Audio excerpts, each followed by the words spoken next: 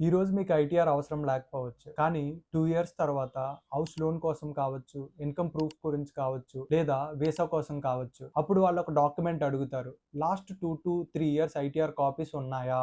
అప్పుడు మనకొచ్చే క్వెషన్ ఏంటి అనంటే, నాకు టాక్స్ లేదు కదా! ఐటీఆర్ ఎందుకు ఫైల్ చేయాలి?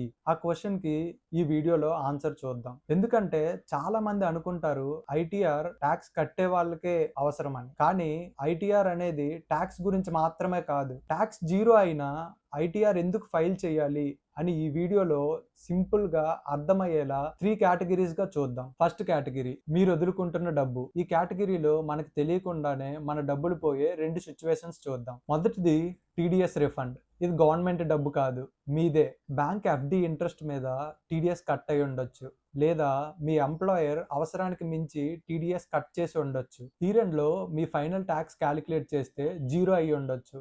లేదా మీ కట్ అయిన టీడీఎస్ కంటే తక్కువైనా కూడా ఉండొచ్చు. అంటే కట్ అయిన టీడీఎస్‌లో కొంత లేదా మొత్తం రిఫండ్ రావాలి. ఆ రిఫండ్ రావాలి అనంటే ఐటీఆర్ ఫైల్ చేయాలి. ఫైల్ చేయకపోతే ఆ రిఫండ్ మీ అకౌంట్‌లోకి రాదు. ఎందుకనంటే మీరు క్లెయిమ్ చేయలేదు కాబట్టి. రెండోది లాస్ క్యారీ ఫార్వర్డ్. స్టాక్స్‌లో అయినా, మ్యూచువల్ ఫండ్స్‌లో అయినా, ఎఫ్ఎన్ఓలో అయినా, లేదా మీ బిజినెస్‌లో అయినా లాస్ వచ్చిందా? ఆ లాస్‌ని అప్‌కమింగ్ ఇయర్స్ ప్రాఫిట్‌కి సెట్ ఆఫ్ చేసుకోవచ్చు. దాన్ని 8 ఇయర్స్ వరకు క్యారీ ఫార్వర్డ్ చేసే అవకాశం ఉంది. కానీ ఒక్క కండిషన్, మీరు ఐటీఆర్‌ని డ్యూ డేట్ లోపల ఫైల్ చేయాలి. ఒక్క రోజు లేట్ అయినా క్యారీ ఫార్వర్డ్ చేసే అవకాశం పోతుంది. ఇప్పటి వరకు ఐటీఆర్ ఫైల్ చేయకపోతే మనీ ఎలా కోల్పోతామో చూసాం. ఇప్పుడు రెండో కేటగిరీలో ఐటీఆర్ ఎక్కడెక్కడ ఉపయోగపడుతుందో చూద్దాం. ఇప్పుడు చెప్పే 4 సిట్యుయేషన్స్ లో ఒక కామన్ డాక్యుమెంట్ మాత్రం ఉంటుంది. అదే ITR. First situation loan. House loan అయినా, కార్ లోన్ అయినా, ఏ లోన్ అయినా బ్యాంక్ లాస్ట్ 2-3 ఇయర్స్ ఐటీఆర్స్ అడుగుతుంది. ఐటీఆర్స్ లేకపోతే లోన్ ఎలిజిబిలిటీ తగ్గిపోవచ్చు,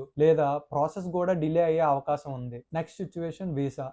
యూఎస్, కెనడా, ఆస్ట్రేలియా ఏ కంట్రీ అయినా సరే మీరు వీసా ఫైల్ చేసేటప్పుడు మీ ఫైనాన్షియల్ డాక్యుమెంట్ కింద ఐటీఆర్ అడిగే అవకాశం ఉంది. Third situation insurance. పెద్ద మొత్తంలో ఇన్సూరెన్స్ కవర్ తీసుకోవాలి అని అంటే మీ ఇన్కమ్ ను వెరిఫై చేయడానికి ఐటీఆర్ ఉపయోగపడుతుంది. లాస్ట్ గా బిజినెస్ ఓనర్స్, ఫ్రీలాన్సర్స్ వాళ్ళకి శాలరీ స్లిప్ ఉండదు కాబట్టి ఇన్కమ్ ప్రూఫ్ కింద ఐటీఆర్ అడుగుతారు. ఇప్పటి వరకు ఐటీఆర్ ఫైల్ చేస్తే వచ్చే బెనిఫిట్స్ చూసాం. ఇప్పుడు ఐటీఆర్ ఫైల్ చేయకపోతే వచ్చే కాన్సిక్వెన్సెస్ చూద్దాం. ఫస్ట్ ఏంటి అని అంటే డ్యూ డేట్ దాటితే లేట్ ఫీ పడుతుంది. మీ ఇన్కమ్ 5 lakhs కన్నా అబోవ్ ఉంటే 5,000 లేదా బిలో ఉంటే 1,000 రూపీస్. కొన్ని సందర్భాల్లో ఇంట్రెస్ట్ కూడా పడొచ్చు. కానీ ఇక్కడ లేట్ ఫీ అనేది సమస్య కాదు. ఐటీ డిపార్ట్మెంట్ దగ్గర మీ ఇన్కమ్ కి సంబంధించి చాలా వరకు ఇన్ఫర్మేషన్ ముందే ఉంటుంది. అవి మీ ఏఎస్ లో అంటే యాన్యువల్ ఇన్ఫర్మేషన్ స్టేట్మెంట్ లో లేదా ఫార్మ్ 26 ఏఎస్ లో చాలా ట్రాన్సాక్షన్స్ కనిపిస్తాయి. వాటిలో మీ ఇన్కమ్ కనిపించి ఐటీఆర్ కనిపించకపోతే నోటీస్ వచ్చే అవకాశం ఉంది. అప్పుడు సమస్య